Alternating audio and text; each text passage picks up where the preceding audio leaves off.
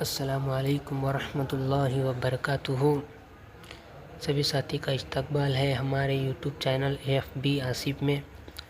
آج ہم آپ کے لیے لے کر آئے ہیں حضرت جی کا نیو بیان۔ آپ تمام حضرات اس بیان کو دھیان سے سنیں اور دعوت کے ذریعے سے امت تک پہنچانے کی فکر کریں۔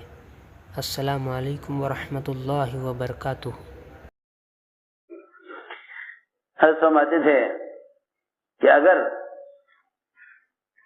مسلمان مسجد کے ماحول سے اپنے ایمان میں یوں کمال پیدا کرنے لگے تو پھر اللہ رب العزت رفتہ رفتہ اس کے دلوں سے باہر کے سارے نقشوں کا یقین نکال دیں گے۔ پھر یہ نقشوں میں لانے والی کامیابیوں کے لیے اس کا تعلق نقشوں سے نہیں ہوگا، اس کا تعلق مسجد کے عمل سے ہوگا۔ اور جتنے ہی نقشوں میں ناکامی آئیں گی، نقشوں میں ناکامی آئیں گی، زلزلوں کی شکل میں، آگ لگنے کی شکل میں، قحط سالیوں کی شکل میں، سیلابوں کی شکل میں، ان ساری شکلوں کا مقابلہ صرف وہ کر سکیں گے جن کا تعلق مسجد سے ہوگا۔ جن کا تعلق مسجد سے نہیں ہوگا وہ ان اپنے نظام عالم میں آنے والی ناکامیوں کا مقابلہ نہیں کر سکیں گے۔ اور یاد رکھو، جب یہ مسجد کے ذریعے سے ان آنے والے حوادثات کا مقابلہ نہیں کر سکیں گے، میری دوستوں عزیزوں، پھر یہ باہر کی شکلوں کو اصل سمجھ لیں گے، ورنہ دور نبوت میں بھی اور دور خلافت میں بھی عام سے عام آدمی یہ جانتا تھا کہ ہمارے مسئلے کا حل مسجد سے متعلق ہے۔ اس زمانے میں تو مسجد ہی مسئلہ ہے، اس زمانے میں تو مسجد ہی مسئلہ ہے، اور اس زمانے میں سارے مسائل مسجد سے حل ہوتے تھے۔ مسلمان نے جب مسجد کو چھوڑ دیا تو مسجد نے بھی مسلمانوں کو چھوڑ دیا۔ پہلی بات تو یہ ہے، جب مسلمان نے مسجد کو چھوڑ دیا تو مسجد نے بھی مسلمانوں کو چھوڑ دیا۔ ورنہ عام سے عام آدمی کا یقین یہ تھا کہ وہ کوئی مسئلہ پیش آئے تو وہ مسجد کی طرف ایسے جاتے تھے، کیا بتاؤں، شرم کی بات ہے۔ جسے اس زمانے کے مسلمان حکام کی طرف بڑھتے ہیں نا، طلب لے کر اور امید لے کر، اس سے کہیں زیادہ امید لے کر لوگ مسیح کی طرف آتے، کیونکہ مسیح کی طرف آنا صرف اللہ کی طرف آنا ہے۔ اپنے مسئلے کو لے کر مسیح کی طرف قدم اٹھانا صرف اللہ کی طرف قدم اٹھانا ہے۔ ان المساجد للہ فلا تدعوا مع اللہ احدا، اس آیت کو ہم نے کبھی غور نہ کیا۔ ان المساجد للہ فلا تدعوا مع اللہ احدا، کہ مسجدیں اس طرح اللہ کا گھر ہیں کہ اگر تم مسئلے کو لے کر مسجد میں نہ آئے تو تم اللہ کے غیر کو پکارو گے۔ تم اللہ کے غیر کو، اگر تم اپنے معاملے کو لے کر مسیح کی طرف نہ آئے تو تم کس کو پکارو گے؟ تم اللہ کے غیر کو پکارو گے۔ کتنا اس زمانے میں مسلمان اللہ کے غیر کو پکار رہا ہے نا، اور جتنی کوشش پر کر رہا، اس کی صرف وجہ یہ ہے کہ وہ اپنے مسئلے کو لے کر مسیح کی طرف آیا نہیں۔ ورنہ دور خلافت میں اور دور نبوت میں یہ بات عام تھی کہ وہ مسئلہ پیش آئے تو سیدھے مسجد لے جاؤ، کیونکہ جو سارے نقشے سے نکل کر مسجد میں اللہ کی بڑائی کو سننے کے لیے آویں روزانہ، وہ کسی مسئلے میں مسجد کو چھوڑ کر کہیں کیسے جا سکتے ہیں؟ یہ تو بہت آسان سی بات ہے۔ جو روزانہ مسجد میں جمع ہو کر اللہ کی وحدانیت کو نہیں سنیں گے، وہ اپنے مسائل کو لے کر حکام کی طرف جانیں گے، وہ یوں سمجھیں گے مسئلہ ان کے ہاتھ میں ہے۔ کیا سمجھیں گے؟ مسئلہ حالانکہ مسئلہ تو فرشتوں کے ہاتھ میں بھی نہیں ہے، مسئلہ تو فرشتوں کے ہاتھ میں بھی نہیں ہے. مسئلہ تو صرف اللہ کے قبضے میں ہے. مسئلہ تو صرف اللہ کے قبضے میں ہے. کیسے بے عقل لوگ ہیں زمانے کے, وہ یوں کہتے ہیں کہ اللہ نے انہیں اقتدار اس وقت دیا ہوا ہے. ہائے, جب یہ کہنے کی گنجائش نہیں کہ فلاں ڈاکٹر کے ہاتھ میں اللہ نے شفا رکھی ہے, اسے علاج کرا لو. ایک مشرک کا بھی یقین یہ تھا کہ شفا اللہ کے قبضے میں ہے, ہم تو ظاہری کوشش کرتے ہیں. ایک مشرک کا بھی یقین یہ تھا کہ شفا اللہ کے قبضے میں, ہم تو ظاہری کوشش کرتے ہیں. سوچو ذرا, غور کرو, اس زمانے کا مسلمان یقین کی صدا سے, امید کی صدا سے گرتے گرتے گرتے گرتے کہاں پہنچا؟ دور صحابہ میں بت مشرکین سے کہا کرتے تھے. دور صحابہ میں بت اپنے پجاریوں سے کہا کرتے تھے. میری بات توجہ سننا بہت.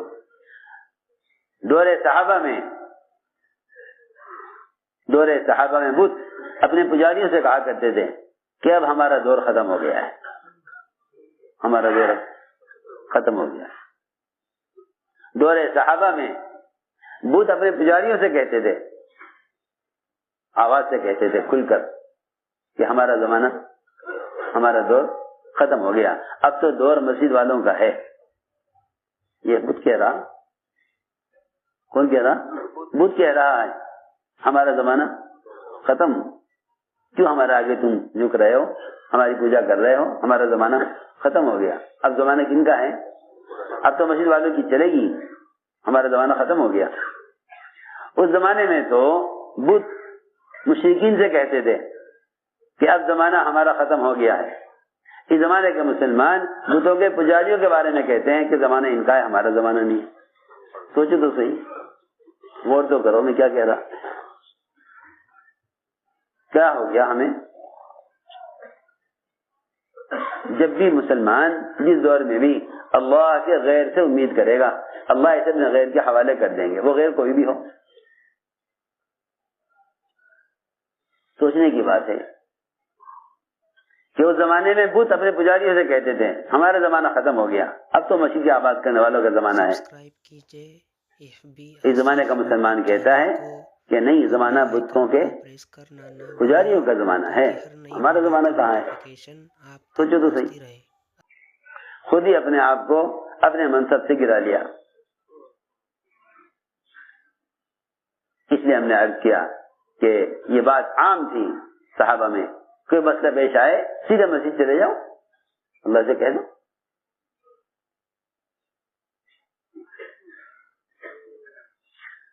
بارش بند ہو گئی, صحابی نے آ کر مسجد میں عرض کیا کہ یا رسول اللہ بارشیں بند ہو گئی ہیں, جانور ہلاک ہو رہے ہیں, کھیتیاں سوکھ رہی ہیں. آپ نے دعا کے لیے ہاتھ اٹھائے, ابھی ہاتھ نیچے نہیں کیے تھے کہ داڑھی سے آپ کے بارش کے قطرے بہ رہے تھے. مگر اس زمانے کے مسلمان ایسے ہیں, پڑھے لکھے یا عوام, وہ یہ کہیں گے کہ بھائی وہ تو نبی تھے اس لیے ہو گیا, ہم نبی تو ہے نہیں. جی ہاں,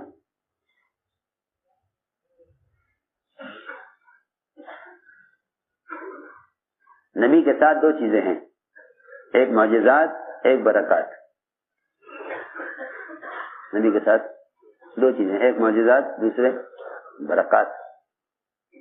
معجزات تو نبی کے ساتھ خاص ہیں, معجزات نبی کے ساتھ خاص ہیں, لیکن برکات نبی کے ساتھ خاص نہیں ہیں. کیوں؟ اس لیے کہ حضور اکرم صلی اللہ علیہ وسلم کے دنیا سے جانے پر, آپ کے دنیا سے جانے پر, آپ کے دنیا سے چلے جانے پر وحی کی برکات ختم نہیں ہوئی, کیونکہ وحی کی برکات دعوت کے ساتھ ہیں. امت وحی کی برکات سے آپ کے دنیا سے جانے سے محروم نہیں ہوئی, بلکہ امت وحی کی برکات سے آپ کا والا کام چھوڑ کر محروم ہوگی.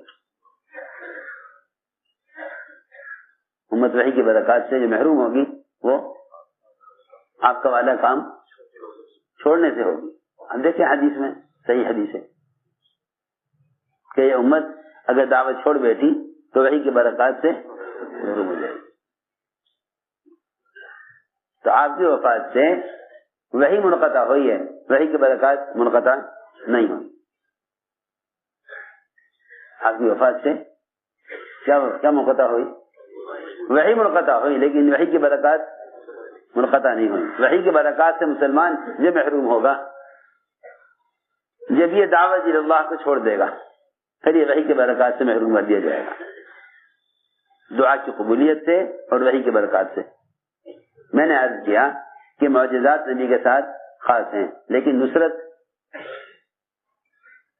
کیونکہ معجزات نبوت کے ثبوت کے لیے ہوتے ہیں. معجزات کس لیے ہوتے ہیں؟ ثبوت نبوت کے لیے.